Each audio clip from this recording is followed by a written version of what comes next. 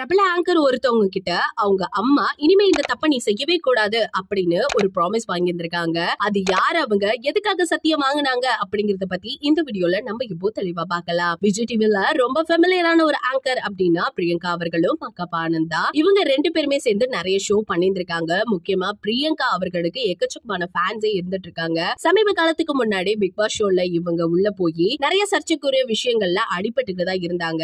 ஆனா திரும்பவும் வெளியில வந்து சூப்பராவே ஒரு கம்பேக் கொடுத்து இன்னைக்கு அந்த விஷயம் எல்லாத்தையுமே மறைஞ்சு போக வச்சுட்டாங்க. இப்படி இருக்க பிரியங்கா வந்து பிக் பாஸ் ஷோலயாவது கண்டிப்பா அவங்க ஹஸ்பண்ட பத்தி சொல்லுவாங்க அப்படின்னு எதிர்பார்த்துட்டு இருந்த நிலையில அவங்கள பத்தி கொஞ்சம் கூட மூச்சே விடல. ஆனா சமீப காலத்துக்கு முன்னாடி பிரியங்கா அவங்க அம்மா ரெண்டு பேருமே ஒரு ஷோல போயிருந்திருக்காங்க.